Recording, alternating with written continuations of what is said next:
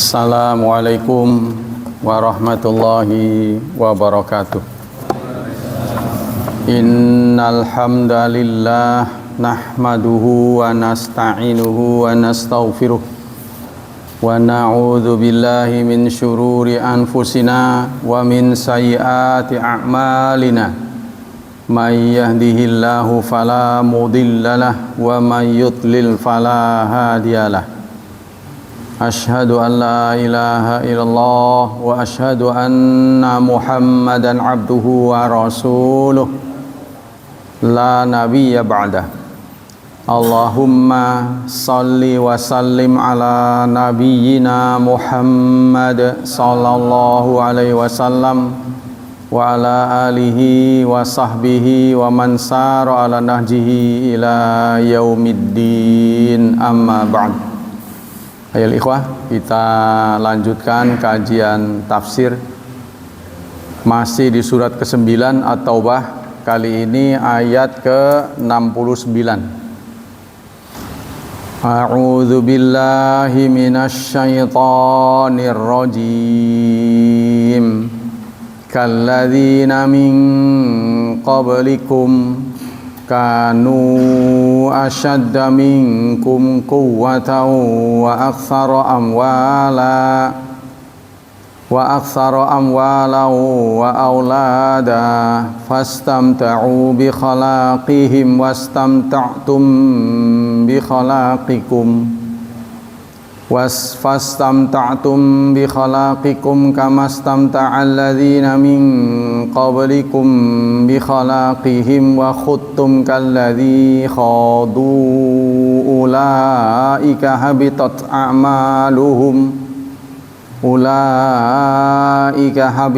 a'maluhum fid dunya wal akhirah wa ulaika humul khasirun.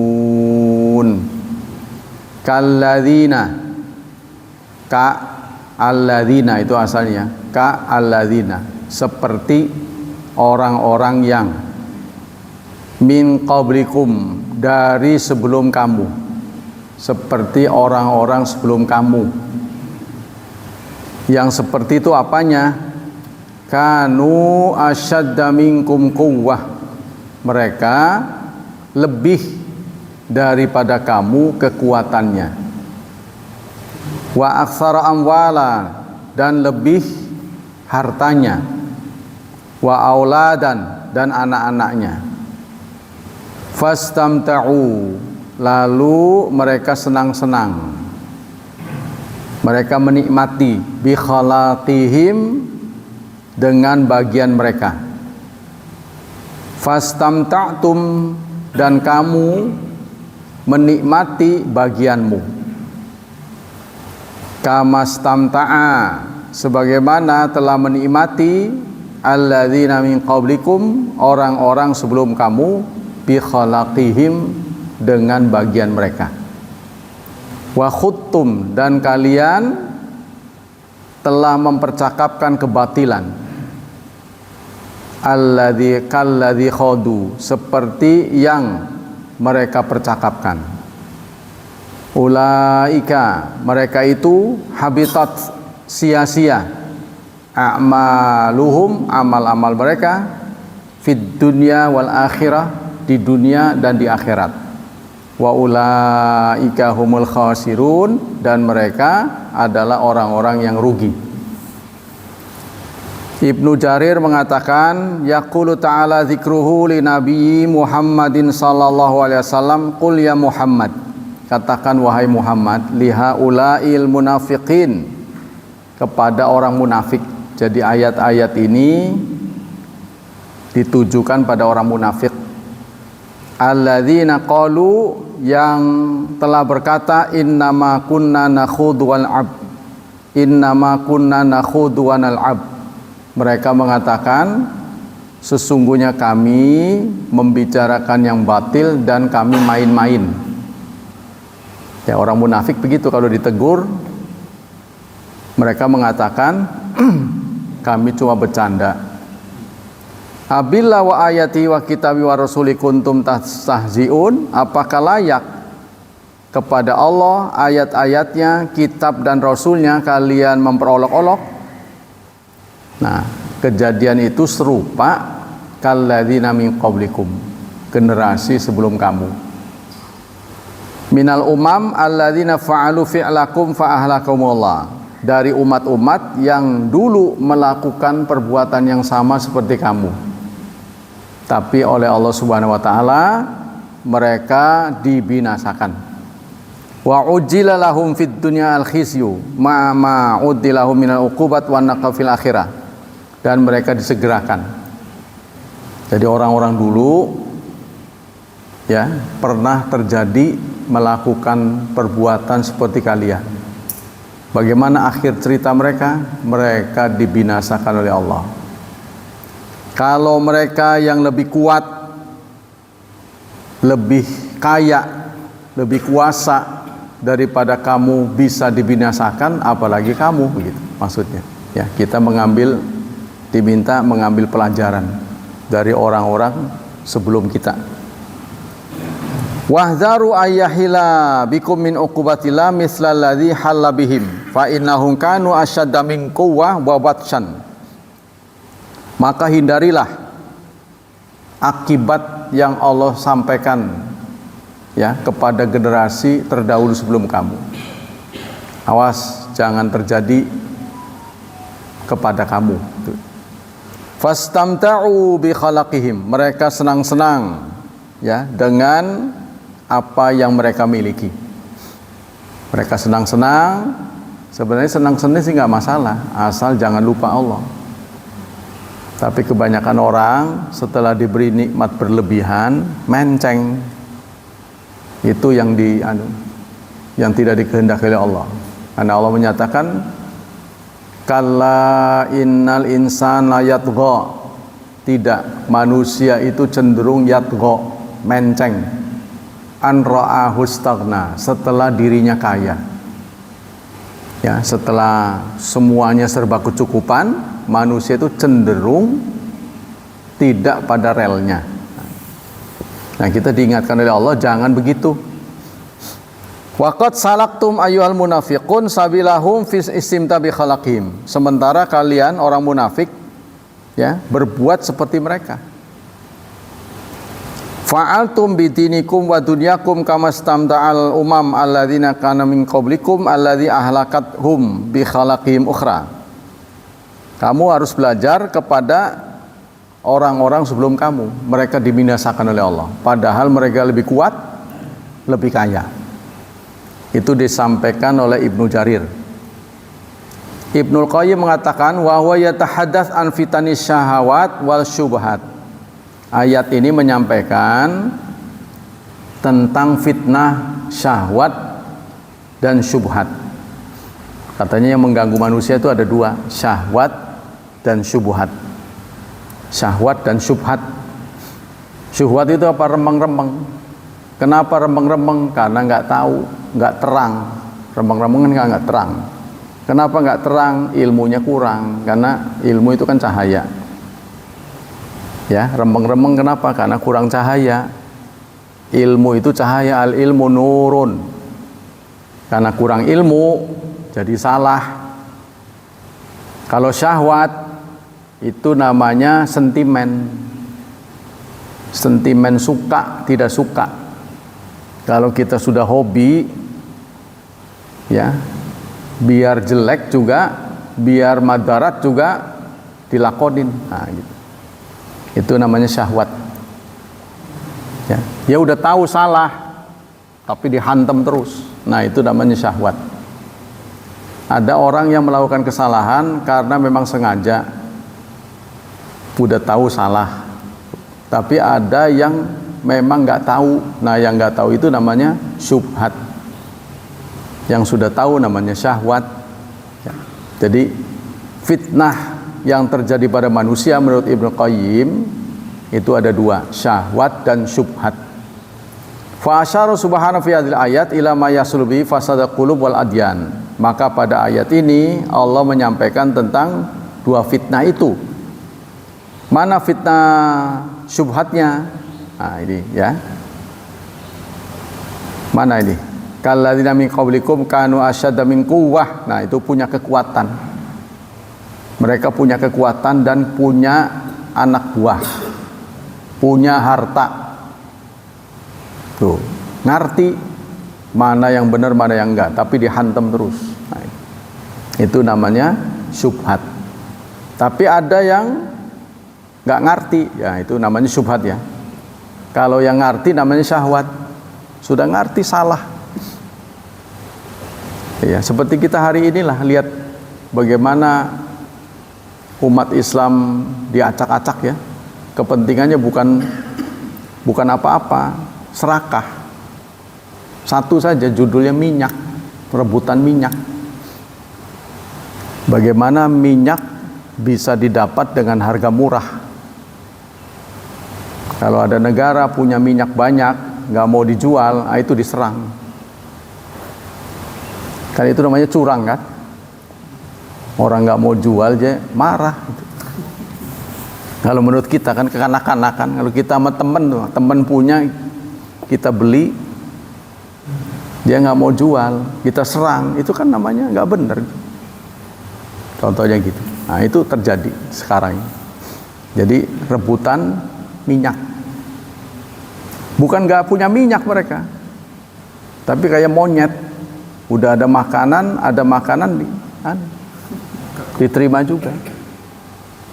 Dia juga punya sumber minyak, cuma ditutup, nggak digali dulu, nggak dieksplorasi. Dia ngambil dulu, beli.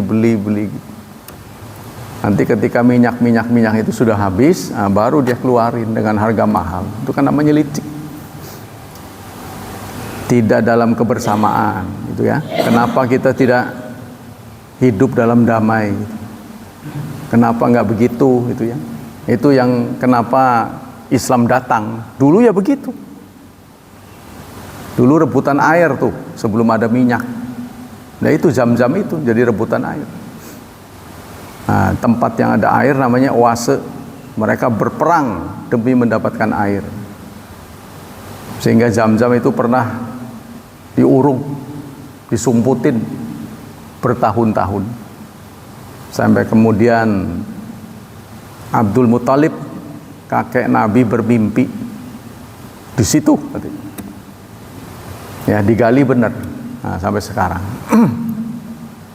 Itu menurut Ibnul Qayyim. Jadi ayat ini menyampaikan tentang syubhat dan syahwat. Ya, kata Ibnul Qayyim, hati-hatilah terhadap dua orang yang sahibu hawa, yang punya hawa, punya ambisi. Seperti ya kalau kita lihat pejabat yang sudah kaya korupsi. Buat apa dia sudah kaya tapi korupsi? Aneh. Jadi ternyata manusia itu makin banyak, makin kaya, makin serakah. Manusia itu. Maka itu yang Allah kritik, humazatil lumazah. Alladzi jama'a malan, yang mengumpulkan harta bukan untuk dinikmati, untuk dikuasai. Untuk dikumpulin aja. Jadi harta yang dia miliki sekarang cukup untuk hidup, berapa keturunan cukup, tapi tetap dia ya serakah. Nah itulah manusia-manusia inilah yang dikritik oleh ajaran Islam. Pendapat ketiga disampaikan oleh Ar-Razi. Kata Ar-Razi, fa in qila mal faidah fi dzakri istimtam bil khalaq fil haqqil awwalin maratan summa dzakra fi haqqil munafiqin saniyan summa dzakra fi haqqil awwalaini salisan. Qulna al faidah fi anna ta'ala zamal awwalin bil istimtam bima utu bin hududid dunya. Kata Imam Razi, apa manfaatnya? Apa faedahnya menyebut generasi terdahulu, setelah itu menyebut orang munafik, setelah itu menyebut kita. Ya, lihatlah generasi terdahulu. Nah itu kan, mereka punya kekuatan, mereka punya kekayaan lebih dari kamu. Terus lihatlah orang yang hidup di zaman Rasulullah, orang munafik. Terus lihatlah dirimu. Ya, apa manfaatnya? Kata di sini. Kata beliau, faida fi anna ta'ala zamal awalin. Allah ingin menyampaikan kedua generasi, baik generasi pertama dan generasi orang munafik, itu generasi yang tercela. Ya, karena mereka menikmati huzudud dunia, dunia yang sudah ada di tangan mereka dinikmati sehingga lupa Allah. Wa hirmanum an sadil akhirah bisab istiqrar fi tilkal huzul ajilah. Jadi mereka akhiratnya hirman, nihil. Kalau dalam ajaran Islam, dunia itu penting, tapi jangan sampai dunia melupakan akhirat. Ya, jadi dunia itu adalah alat tukar akhirat. Wal akhiratu khairul laka minal ula. Jadi dunia kalau dibandingkan akhirat kecil, tapi kalau dunia saja itu besar. Jadi kebanyakan celaan kepada dunia itu ditempatkan dalam ajaran Islam ketika diposisikan dengan akhirat. Ya, Allah tidak mengatakan dunia itu hina. Nah, ketika Allah mencela, menegasikan dunia itu ketika disetarakan dengan akhirat. Kalau dibanding akhirat mah dunia nggak ada apa-apanya. Nah, itu. Tapi kalau dunia dengan dunia ya lama. Ya, kita hidup katakanlah 63 tahun, ya lama, cukup lama. Tapi kalau dibanding dengan akhirat nggak ada apa-apanya. Cuma persoalannya manusia yang dibilang lama atau lama lebih lama ini belum mengalami kedua-duanya. Kita kan mengalaminya di dunia, di akhiratnya belum. Ya, kalau kita sudah dibawa ke sana, tuh begitu. Nah, balik lagi ke sini, baru kita tahu, oh iya benar. Sama dengan kita waktu di masa muda, ya diomongi oleh orang yang tua, nanti tua bakal, kan kita nggak percaya. Dan sekarang kita tua, baru kita sadar. Nah itu kita masih hidup, tuanya masih hidup. Nah persoalan di dunia ini, kita tahu akhiratnya sudah mati, gak bisa balik lagi. Kalau kita masih, oh iya benar, gak taunya tua seperti yang dibicarakan oleh bapak, kakek dulu. Masih ada sisa waktu untuk perbaikan sekarang, walaupun gak bisa full semuanya. Ya, contohnya bercita-cita nantilah belajar setelah rengsek, setelah tidak ada tanggungan, setelah waktu kita banyak. Nah, setelah kita punya waktu banyak, kita sudah tua, ingatannya sudah melemah, tenaganya berkurang, dan begitu seterusnya. Waduh ya benar, kalau tahu begitu mah dari dulu, nah itu kita nggak bisa balik lagi. Tapi masih ada nyisa waktu untuk restorasi katanya. Nah kalau kita akhirat nggak bisa balik lagi itu. Kan rata Robbirji'un la'ali a'malus salihah. Ya Allah, pulangkan saya. Tolong pulangkan aku. Aku mau melakukan perbaikan. Allah mengatakan kalla. Innama huwa qailuha. Ngomong doang, omon-omon. Katanya begitu. Omon-omon itu kan. Setelah diberi kesempatan mah begitu lagi, jojong baik kata. Begitu aja. Waktu sakit kita berangan-angan, waduh kalau sehat mau begini. Dikasih sehat, begitu lagi. Tuh, sifat manusia begitu. Hanya sedikit orang yang sadar. Kita kembali ke sini. Wa mithalu anna arada ay yunabbiha ba'da zulma ala qabi zulma anta misla fir'aun ka ayaktula bi ghairi jirm wa yu'adzam min ghairi mujib wa anta taf'alu misla ba'fala. Jadi Allah memberikan nasihat kepada kita agar kita tidak melakukan seperti orang terdahulu. Ya, mereka diberi kesempatan, mereka diberi kekayaan. Tapi itulah.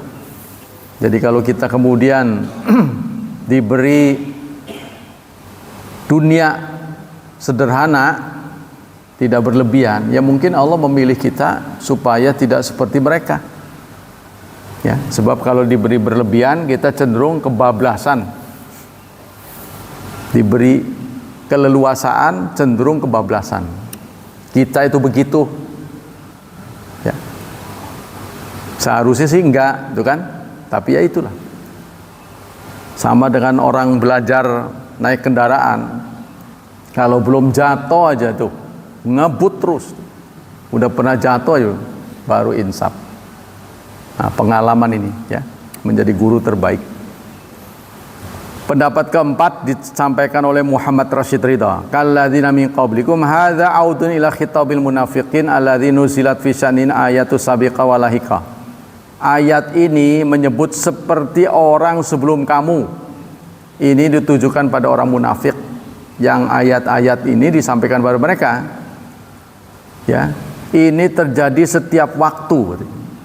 Jadi di setiap saat orang munafik itu akan ada. Nah, orang munafik barisnya ini di kaum muslimin. Jadi kalau Islam lagi jaya, itu ada orang munafik. Ya, kalau lagi di atas Islam, tapi kalau lagi di bawah ya buat apa orang bertopeng Islam, nggak ada keuntungan.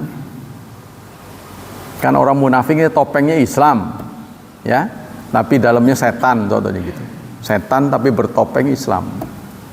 Itu orang munafik. Ya anulah, double standar kata orang. Double standar. Sekarang ngomong begini, besok ngomong begitu. Itu ya. Maftunu bi amwalikum wa auladikum. Mereka mendapat fitnah dengan harta dan anak. Nah ini, jadi kata orang siung, tanduknya orang itu ada dua.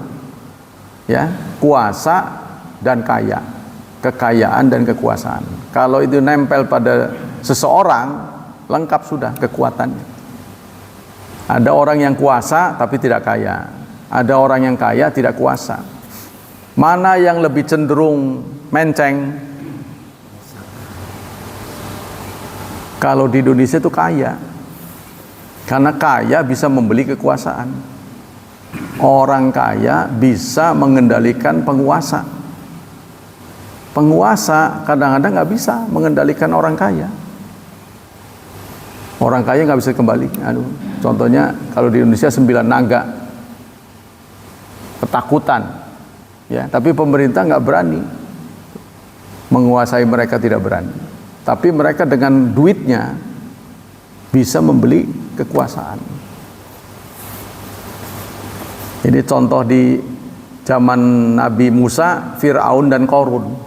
Qarun mewakili orang kaya, Fir'aun mewakili orang kuasa, penguasa dan pengusaha. Lebih keren pengusaha ya, lebih keren pengusaha, karena pengusaha itu waktunya tidak terbatas. Sepanjang dia kaya ya pengusaha terus. Kalau penguasa kan ada waktunya, 5 tahun kalau di Indonesia, nggak terpilih ya udah selesai. Kalau pengusaha mah sepanjang dia usaha ya terus saja. Kalladzi yaqsidu amwala ahlul iman billahi wa rasulihi wa dal akhir min ilai kalimatil haq wa iqamati mizanil adl fil khalq wal am. Nah, ini kebanyakan yang mengganggu orang menerima kebenaran, yaitu kekayaan dan kekuasaan. Ya, seperti orang-orang Quraisy, orang-orang yang menolak kebenaran, itu karena dia punya kekuasaan. Jadi kecenderungan orang menerima kebenaran itu ketika tidak punya kekuasaan dan tidak punya kekayaan. Cenderungnya begitu. Ya, hanya ada pada orang-orang tertentu yang istimewa, punya kekuatan tapi dia tunduk pada kebenaran. Jarang orangnya. Pendapat yang berikutnya disampaikan oleh As-Sa'di. Imam Sa'di mengatakan innahum qad batal a'maluhum falam tanfu fid dunya wala fil akhirah wa kanu humul khasirin. Mereka ini adalah orang-orang yang batal amalnya. Orang-orang yang sia-sia amalnya. Ya, di dunia maupun di akhirat. Jadi ayat ini menyampaikan sifat orang yang sia-sia amalnya. Yang keenam disampaikan Asy-Syaukani, inna batilatun ala kulli hal amma butlan fid dunya fali ana ma yatarattabu ala amalim fi la yasulahum. Kata Imam Syaukani, mereka sia-sia amalnya di dunia karena akibat amal mereka, ya, akibat perbuatan mereka, maka tujuannya tidak tercapai. Maksudnya orang munafik lama-lama ketahuan gitu ya. Pada awalnya kan tuh, dia begitu, lama-lama orang ketahuan. Kalau orang sudah tahu, males berteman dengan dia. Wa man izizilan wa minal quwwati dha'fan wa ma fil akhirah fali annahum yasiruna ila adzabin nar. Adapun di akhirat sudah jelas berhadapan dengan yang Maha Tahu. Kalau di dunia berhadapan dengan yang tidak Maha Tahu, yaitu manusia, tapi lama-lama tahu. Ya, orang yang bermuka-muka sekali dua kali berhasil dia, tapi lama-lama dicermati orang, oh tindak tanduknya begitu, track recordnya jelek, kutu loncat gitu. Mana yang menguntungkan dia di situ. Ya, cari aman. Nah, lama, oh orangnya begini, udah jangan ditemenin. Nah, lama-lama ketahuan. Jadi apa yang diinginkan tidak tercapai. Di akhirat berhadapan dengan yang Maha Tahu, nggak bisa lolos. Itulah sebabnya mereka rugi di dunia maupun di akhirat. Itu menurut Imam Asy-Syaukani. Sekarang hadis-hadis yang berkaitan dengan tasyabuh, ya, meniru.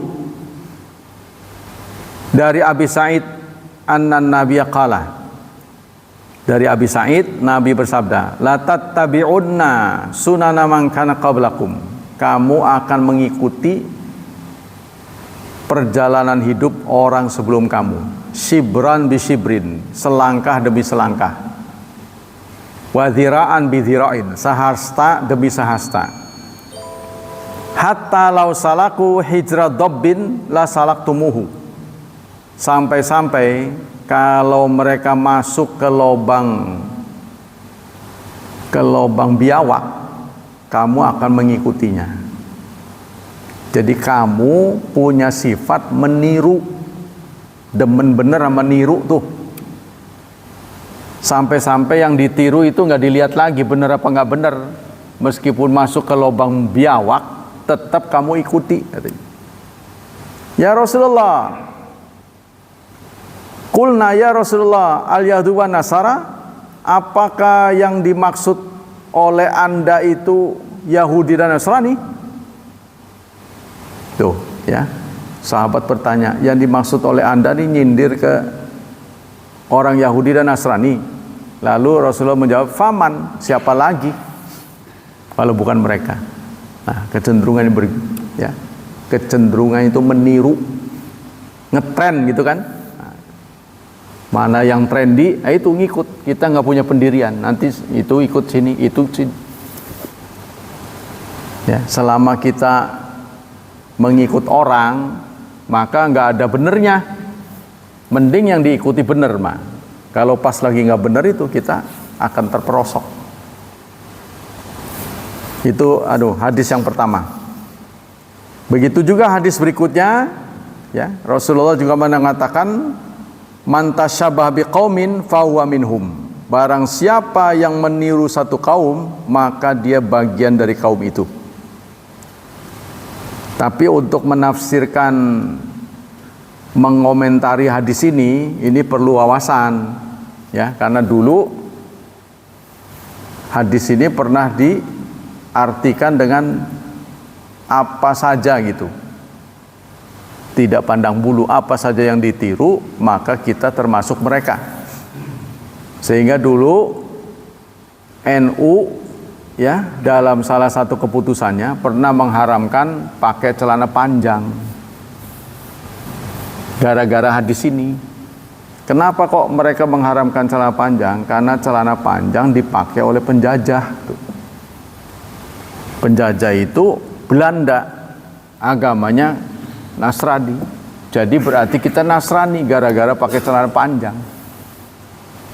Hamka spontan memberi penyadaran, bukan itu yang dimaksud, ini akidah. Sehingga beliau setiap ngajar pakai celana panjang sengaja. Tadinya pakai sarung jadi pakai celana panjang. Begitu juga ya orang yang pakai topi. Kalau orang sholat pakai topi itu berarti mengikuti tren. Tuh, haram hukumnya. Begitu juga Buya Hamka pakai topi akhirnya, bukan pakai peci. Ingin menyadarkan umat yang dimaksud itu bukan itu. Jadi di kampung masih berlaku, saudara. Ya, di kampung-kampung kalau Anda sholat masuk ke masjid nggak pakai peci, orang pada mententeng tuh, dipelototin. Tapi di daerah-daerah terpencil. Kalau kita di kota sih udah nggak ada masalah. Jadi kalau nggak pakai peci dianggapnya haram tuh. Ya, di kampung-kampung tertentu. Jadi kita, terus sikap kita bagaimana? Ya udah supaya tidak menimbulkan masalah. Kalau bisa ya pakai, kalau nggak bisa ya nggak apa-apa. Itu ya, kalau kita ingin memberi pembelajaran, ya udah jangan pakai. Supaya nggak ribut kan. Nah, jadi urusan yang sepele nanti diangkat menjadi masalah, bahkan bisa membahayakan keselamatan jiwa kita. Itu lebih baik ya kita ngalah. Kita lanjut. Alam ya'tihim naba'ul ladzina min qablihim qaumi Nuhi wa 'Adi wa Samud wa qaumi Ibrahim. Belumkah datang pada mereka berita orang-orang sebelum mereka, yaitu kaumnya Nuh, kaum 'Ad, kaum Samud, kaum Ibrahim, serta penduduk Madyan, wal mu'tafikat, dan yang dihancurkan. Ya, yang terbalik katanya, desanya terbalik, yaitu kaumnya Nabi Lut. Atathum rusuluhum bil bayinat, datang kepada mereka bayinat, keterangan-keterangan. Keterangan-keterangan ini maksudnya mukjizat-mukjizat. Fama kana Allah liyadzlimahum, maka bukan Allah yang menzalimi mereka, walakin kanu anfusahum yazlimun, tapi diri mereka sendirilah yang telah berbuat zalim. Jadi kata Ibnu Jarir, ayat ini menginspirasi kita untuk belajar sejarah, menimba pengalaman generasi terdahulu. Coba kita pelajari kenapa mereka bisa hancur. Ya, karena mereka berkhianat. Diberi kesadaran tidak mau sadar. Nah, itulah jadinya. Ya, ayat ini tidak banyak komentar. Qala Abu Su'ud wal jam'u baina sighatil madi wal mustaqbal fi qawli walakin kamu anfusahum yadlimun lidilalati ala istimrari zulmihim haitsu lam yazalu yuriduna lil iqab bil kufri wa takdzib. Ayat ini menggunakan dua kata kerja, ya, yaitu madi dan mudhari. Ini menunjukkan perbuatan mereka berlanjut sampai akhir zaman. Maksudnya yang model mereka ini akan terulang. Bukan di zaman dulu saja, zaman sekarang juga begitu. Ya, nggak tahu bagaimana masa depan kita ya. Kalau ini sampai perang berlanjut, di Amerika itu minyak sudah 2 kali lipat. Minyak sudah naik 2 kali lipat. Negara-negara tetangga kita sudah mengambil tindakan hari kerja cuma 4 hari kerja di rumah. Saya dengar juga anak sekolah mau diperlakukan seperti COVID katanya. Jadi belajar di rumah. Kalau ini berlanjut, minyak kita tertahan, ya, perang semakin menggila, ini akan membuat tersendat pasokan minyak kita. Nah, nanti kita kerjanya cuma 4 hari katanya. Jadi yang 3 hari di rumah. Katanya tuh WFA ya, work anywhere. Ya. Jadi bekerja di mana saja. Tidak hanya di rumah, di satu tempat mungkin. Ya, jadi dia nggak perluan. Jadi tidak ada mobilitas. Mobilitas kan membutuhkan minyak. Tuh katanya gitu, kita diminta hemat. Tapi sekarang sih masih cukup. Cuman kita kan punya batas hanya 21 hari cadangan minyak. Kemarin sempat tertahan, tapi sudah dibolehkan. Permintaannya aneh-aneh sih, negara adidaya ini. Dia kepengen Iran malak, setiap yang lewat bayar kata dia. Jangan Iran aja, kami berdua katanya. Nggak tahu malu. Paro sewang katanya. Jadi saya tahu niat jahatnya itu untuk memata-matai, karena dia rencananya ini pimpinan yang kemarin tumbang ini pengen dibunuh lagi. Jadi kalau dia tahu sudah boleh mendekat, itu kan gampang nanti. Itu niatnya. Kemarin yang bilang ditunda, ternyata dia ngebom. Jadi jangan percayalah. Ini ya kejadian kayak orang munafik dulu. Jadi kalau orang sudah menyatakan perang, al-harbu khit'ah. Selama perang itu berlangsung, semuanya adalah bohong. Bahkan dalam Islam, bohong dibenarkan saat perang. Jadi omongan-omongan yang ada di medsos itu kita jangan percaya. Hati-hati memilah-milah. Kadang-kadang ada video penghancuran padahal enggak, belum tentu. Jadi kita harus selektif lah, mana yang benar nih, tuh kan? Karena semua kan medsos ini dipadamkan di Iran. Cina itu benar-benar tuh, yang menjadi lawan tangguh Amerika itu Cina. Karena Cina itu sudah dipadamkan. Seperti kemarin saya waktu umroh mampir di Hainan, Facebook, WA itu dipadamkan semua. Padahal bukan perang. Jadi artinya dia sebelumnya sudah antisipasi. Sebab dari situlah dia mencuri informasi itu. Kan kita kadang-kadang aplikasi gratis, ya. Kita ditawari begini-begini aplikasi gratis. Itu ketika kita masukkan data kita, itu dia mau ambil itu. Dia untungnya ngambilnya itu. Nanti kalau dia punya kepentingan, digerayangi punya kita. Itu jeleknya begitu. Jadi kalau Indonesia ingin begitu, kita sudah mulai punya WA sendiri, Facebook sendiri gitu. Gantinya apa gitu. Harus ada. Kalau tidak, kita ya setan-setan tuh masuk lewat medsos itu informasinya. Ya kita tahu tuh, yang semua kena target itu karena pasang itu informasi itu.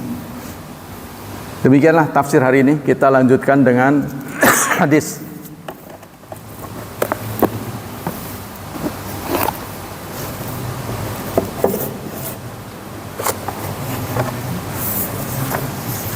Bismillahirrahmanirrahim. Babu maja'a fi fadli salati tatawu fil bait. Bab tentang keutamaan salat sunnah di rumah. Ya, jadi ini akan menyampaikan tentang hadis-hadis yang berkaitan tentang keistimewaan salat sunnah di rumah. Dari Zaid bin Thabit, ihtajara Rasulullah, ini sudah kemarin ya. Yang berikutnya ada an Abi Musa anin Nabi. Dari Abi Musa dari Nabi, masalul bait alladzi yadhkurullahu fihi wal bait alladzi la yadhkurullahu fihi mithlul hayy wal mayit. Perumpamaan rumah yang di dalamnya disebut nama Allah. Ini perumpamaan ya, perumpamaan antara rumah yang di situ ada zikrullah dengan rumah yang tidak ada zikrullah. Itu seperti orang hidup dan orang mati. Ya, jadi hadis ini menginspirasi kita, rumah kita itu jangan sepi. Walaupun sepi gitu. Orangnya tinggal sedikit, kita ramaikan dengan membaca Quran, banyak zikir gitu. Jangan isinya omongan-omongan tidak ada zikrullah gitu. Ya.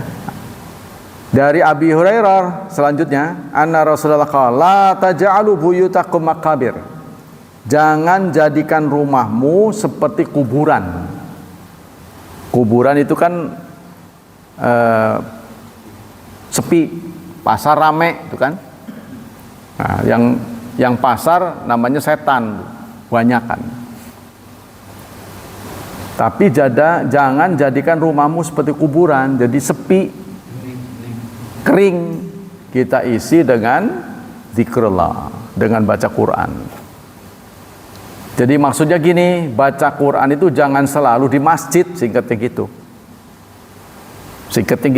Kan kita kan waktunya nggak di masjid di rumah, nggak di masjid nggak di rumah. Tolonglah dibagi-bagi, di rumah juga dibaca Al-Quran tuh, sehingga nggak seperti kuburan tuh.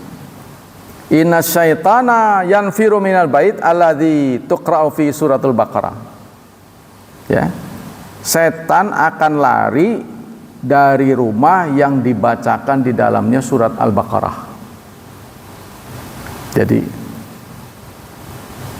sudah wayahnya ya, rumah kita setidaknya pernah dibaca surat Al-Baqarah lengkap, walaupun nggak sekaligus ya, berapa lembar kan lama-lama selesai itu, karena Al-Baqarah kan 2 juz lebih ya, cukup lama.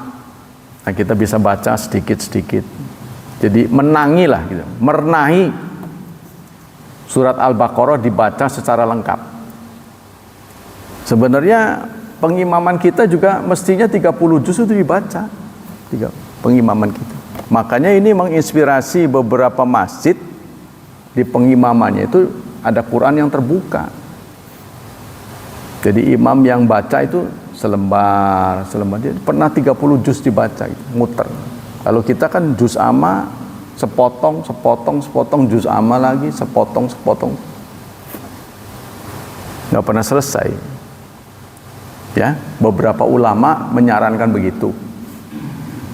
Kalau di masjid yang saya lihat tuh di masjid Cianjur, yang dekat terminal tuh, dekat terminal itu, Qurannya besar sekali, dia pengimaman. Jadi imamnya mungkin udah selesai baca lagi, begitu aja terus. Nanti tamat balik lagi, supaya merenahi 30 juz dibaca, muter. Hadis ini sahih. Dari Jabil, qala Rasulullah sallallahu alaihi wasallam, "Idza qada ahadukum as-shalah fi masjidi, falyaj'al li baiti nasiban min salati." Apabila Rasulullah bersabda, apabila kalian telah menyelesaikan sholat di masjid, berarti kan sholat wajib, maka jadikan ya rumahnya itu kebagian sholat, kecepretan. Ya, jadi rumah kita sebagian kita jadikan buat sholat. Nah, apa sholatnya? Biasanya rawatib ya, yang lazim. Fa innallaha ja'ilu fi baiti min salati khairan, karena Allah menjadikan rumah yang dipakai sholat menjadi kebaikan. Jadi kecepretan kebaikan. Jadi kebaikan itu jangan turun di masjid saja. Kita ingin kebaikan juga ada di rumah kita. Makanya hal-hal yang berkaitan dengan ibadah kalau bisa dilakukan di rumah, lakukan di rumah. Contohnya wudhu. Ini bukan sayang, masjidnya bukan sayang, tapi kalau bisa wudhu itu dari rumah supaya air rumah kita berkah. Kecuali ya terpaksa, ya di perjalanan buang angin ya balik lagi susah, baru di masjid. Kemudian hadis berikutnya dari Abi Sa'id Khudri anna Rasulullah Rasulullah bersabda, "Idza qada ahadukum salatahu fil masjid falyaj'al li baiti nasiban min salati. Innallaha ja'ilu fi baiti min salati khairan." Ini sama dengan tadi. Kalau kalian salah seorang di antara kalian sudah selesai sholat wajib, maka jadikanlah ya sebagian dari sholatnya dijalankan di rumah. Tuh. Karena Allah menjadikan rumah itu mendapat kebaikan dengan sholatnya. Tuh. Kalau kita ingin rumah kita berkah, tolong disolatin gitu. Dijadikan tempat sholat. Berikutnya dari Abdullah bin Sa'ad, qala sa'altu Rasulullah. Suatu saat aku bertanya kepada Rasulullah, ayyuhuma afdal? Mana yang afdal? Nih ya, sahabat bertanya, mana yang istimewa? As-salat fi baiti awis salat fil masjid. Salat di rumahku atau salat di masjid? Pasti yang ditanya ini salat sunnah. Ya kan? Kalau salat wajib udah jelas, bagusnya di masjid itu. Pasti yang ditanya yang sunnah ini. Ya Rasulullah, mana yang lebih baik? Salat sunnah itu di rumah apa di masjid? Lalu Rasulullah menjawab, ala tara ila baiti? Apa kamu tidak lihat rumahku? Tuh, Rasulullah malah balik bertanya.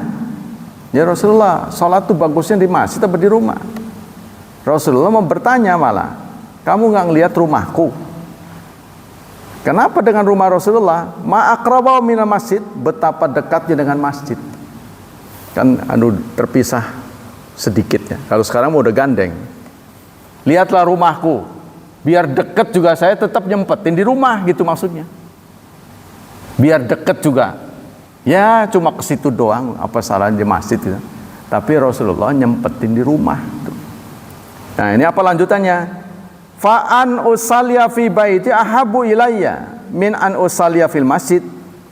Maka sungguh saya sholat di rumahku lebih aku sukai daripada aku sholat di masjid, illa antakuna salatan maktubah, kecuali sholat wajib. Tuh bagusnya sholat sunnah itu di rumah. Nah yang sangat memungkinkan sholat sunnah di rumah ya ba'diyah ya. Sebab kalau qobliyah tergantung jarak Anda dengan masjid kan. Kalau Anda sibuk dengan qobliyah nanti ketinggalan, bukan? Ya kan? Kalau itu masalahnya berarti bagusnya di masjid. Kalau takut ketinggalan, ya ukur-ukur sendirilah. Kan rumah kita ada yang jauh, ada yang dekat. Ya, tapi kalau Anda bisa melakukan di rumah, terus sholat wajibnya di masjid, ya, maka itu yang afdal. Jadi orang beranggapan kalau masuk masjid enggak tahiyatul masjid itu tidak afdal. Itu salah. Pokoknya setiap kita masuk masjid sholat itu sudah direken tahiyatul masjid. Contohnya kita masuk masjid, qad qamatis shalah, qad qamatis shalah. Ya kan? Kan enggak ada kesempatan tahiyatul masjid tuh, Pak. Maka sholat kita yang wajib itu sudah direken tahiyatul masjid. Yang penting masuk masjid sholat aja gitu.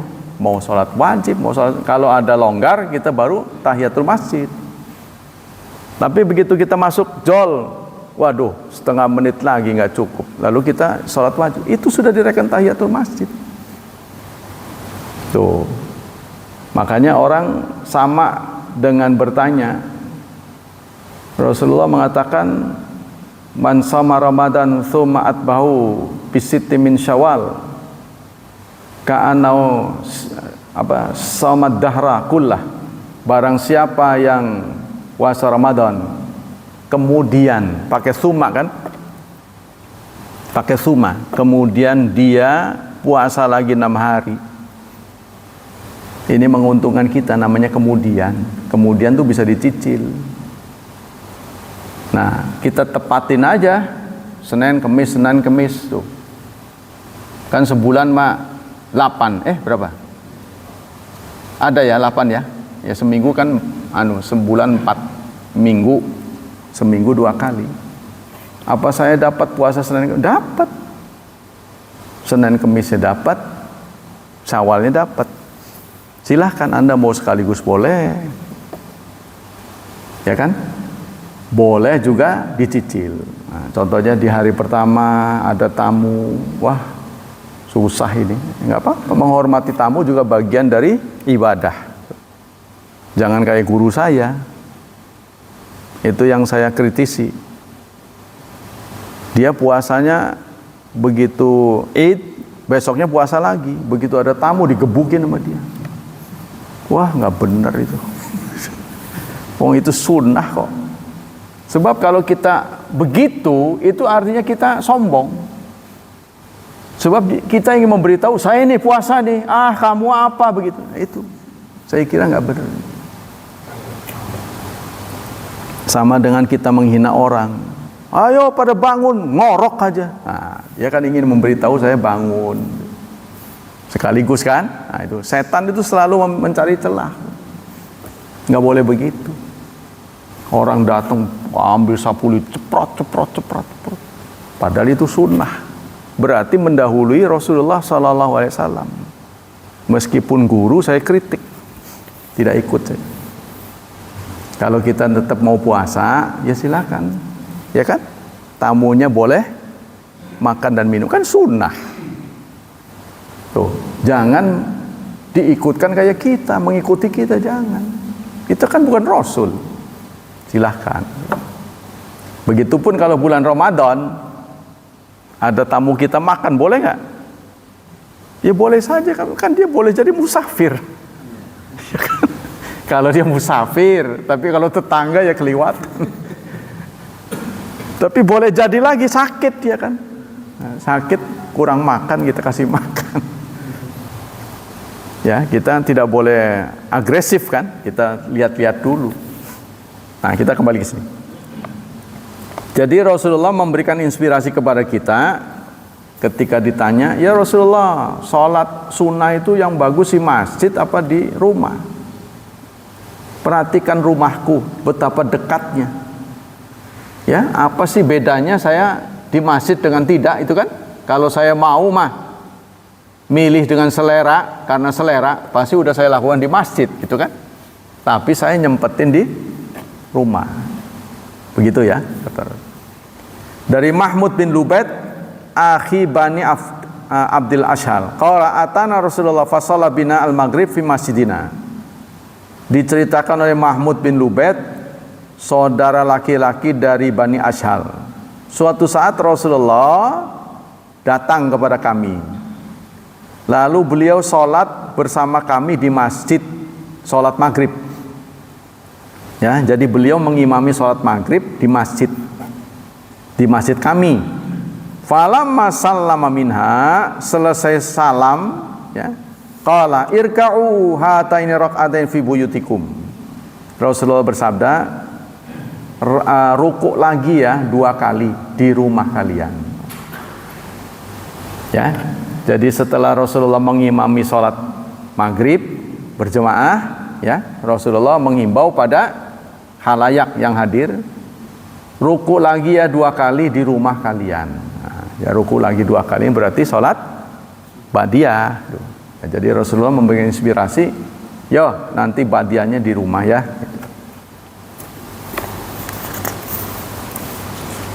Terus dalam waktu la yasiu marwiyan an abi an jadi qala shalla Rasulullah salatal maghrib fi masjid Bani Ashal falamma shalla qauman nas yatanafalun. Dalam hadis yang lain, setelah Rasulullah sholat maghrib berjemaah, ya, kemudian sahabatnya bangun lagi setelah zikir, mereka bangun lagi sholat sunnah, ya, teman-teman ini. Lalu Nabi bersabda, alaikum bi'adhi salat fil buyut, hendaknya kalian sholat di rumah. Ya, jadi Rasulullah mengimbau kepada yang udah pada sholat tuh, yang belum tuh, semestinya sholat begini mah di rumah, kata Rasulullah. Babu maja'a fil muhafadzah ala sunani rawatib qabla salawatil mafruḍah wa ba'daha. Bab tentang sholat rawatib. Dari Ummu Habibah qalat sami'tu Rasulullah sallallahu alaihi wasallam yaqul. Rasulullah bersabda, man shalla isnata asyara rak'atan fi yaumin wa lailah bunya lahu bihinna baitun fil jannah. Nah, ini tentang sholat rawatib. Rasulullah diberitakan dari Ummu Habibah, istri beliau, barang siapa yang sholat 12 rakaat di rumah, di 1 hari dan 1 malam, sehari semalam, ya, barang siapa yang melakukan sholat 12 rakaat sehari semalam, maka akan dibangun untuknya sebuah rumah di surga. Barang siapa yang melakukan 12 rakaat, 12 itu berapa? 12 itu apa saja? 2 qobliyah subuh. Disebut juga sholat fajar ya, sholat sunnah fajar. Ya, itu bentuknya sama dengan qobliyah subuh. Kemudian 4 rakaat sebelum zuhur, tapi dilakukan dua-dua. Zuhur mah 2, zuhur itu 4, sebelumnya 2. Tuh. Ya kan? Udah 6 tuh. Terus 2 lagi setelah zuhur. 8. Semuanya 12. 2 lagi setelah maghrib. 2 lagi setelah isya.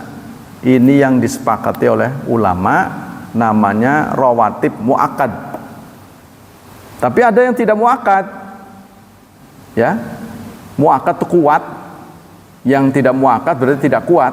Kuat tidak kuat, anunya parameternya dari mana?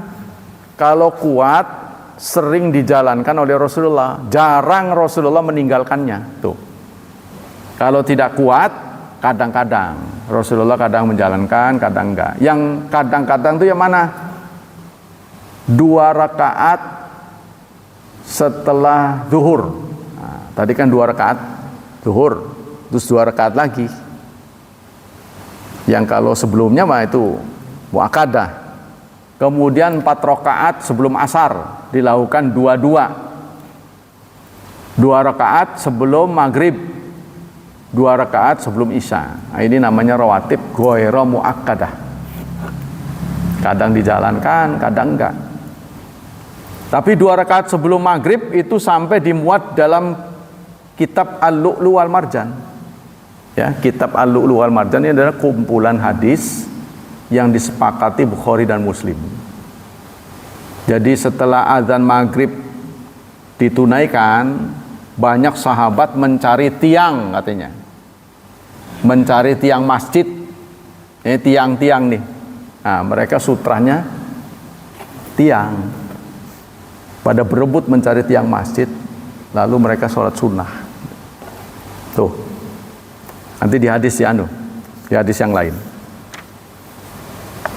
Hadis berikutnya dari Abdullah bin Syaqiq, qala sa'altu Aisyah an salati Rasulillah an tatawai, qalat yusalli fi baiti. Nah ini, aku pernah bertanya Aisyah tentang salat sunnah Rasulullah, salat rawatibnya. Agol ya, bentar. Ini dari Aisyah.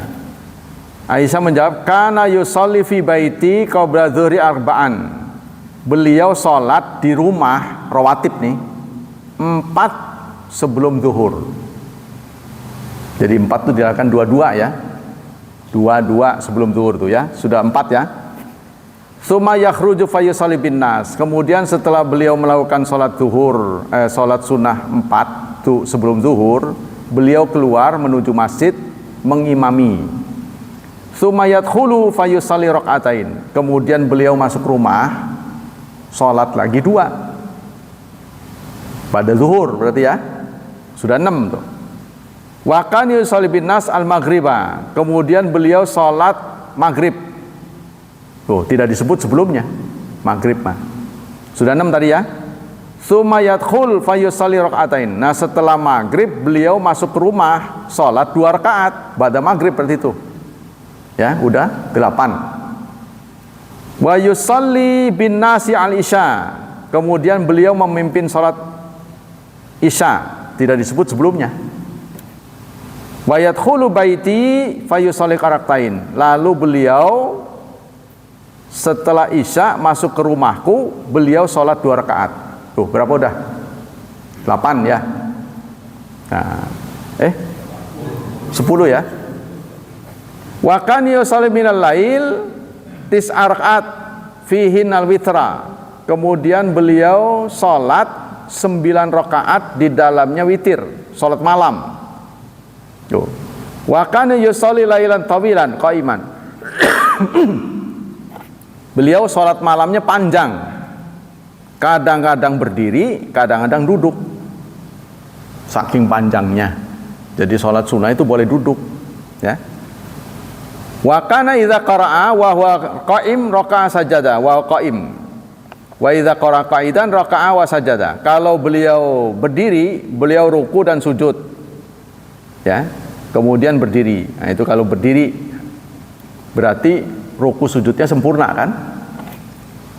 Wa idza qara'a qa'idan raka'a wa sajada wa huwa qa'id. Kalau beliau duduk, ya, beliau bacanya itu sambil duduk. Baca Qur'annya. Jadi setelah Fatihah dia duduk, nah, terus dilanjutkan dengan baca sambil duduk. Wa sajada wa raka'a wa sajada wa huwa qa'id. Begitu juga beliau ruku dan sujudnya sambil duduk. Berarti enggak beneran ke bawah, cuma merendahkan doang ya. Wa kana idza talal fajra salat rak'atain.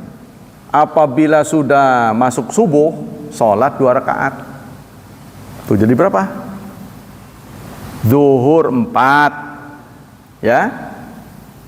Terus ba'da maghrib 2. Ya, satu lagi ya. Nah, 2. Terus sudah 6 tuh. Ba'da isya 2 lagi 8. Terus apa? Oh, pada zuhur 2. Iya, subuh tadi tuh. Apabila subuh sudah tiba, beliau sholat 2 rakaat. Tadi tuh ya 4 sebelum zuhur. Ya, kemudian sesudahnya ya 2, jadi 6 ya. Ba'da maghrib 2 lagi 8. Ba'da isya 2 lagi 10. Nah, 2 lagi setelah subuh tiba. Subuh tiba 2 rakaat. Nah, itu benar. Jadi 12 ya. Nah, itu. Jadi yang ngitung 10, ini ada hitungan 10 dan 12 rawatib ini. Yang ngitung 10 berarti zuhurnya sebelumnya cuma 2. Kalau yang ngitung 12, zuhurnya 4, 22. Paham ya? Asar termasuk ghairu muakkadah. Ya, sebelum asar, kalau pada asar tidak ada, haram maka hukumnya ya. Kalau tidak ada sebab, sesudah asar sampai maghrib itu hukumnya haram sholat itu, kecuali masuk masjid tahiyat atau sholat janazah baru boleh. Sebelum maghrib, sebelum isya, nah itu ghairu muakkadah, tidak terlalu sering Rasulullah. Yang sering-seringnya itu tadi, yang dijanjikan surga, akan dibangun satu kapling di surga, itu melakukan 12 rakaat rawatib. Demikianlah hadirin hafizani hafizakumullah, kajian pagi ini. Semoga Allah Subhanahu wa taala melimpahkan pahala yang berlipat ganda untuk kita. Semoga Allah tetap menjaga dan melindungi kita dari wabah dan fitnah, dari syubhat dan syahwat. Dan semoga Allah mencerahkan masa depan anak-anak kita, memberkahi mereka, memudahkan serta mentakdirkan mereka menjadi hamba yang salih dan salihat. Subhanakallahumma wa bihamdika asyhadu an la ilaha illa anta astaghfiruka wa atubu ilaik. Wassalamualaikum warahmatullahi wabarakatuh.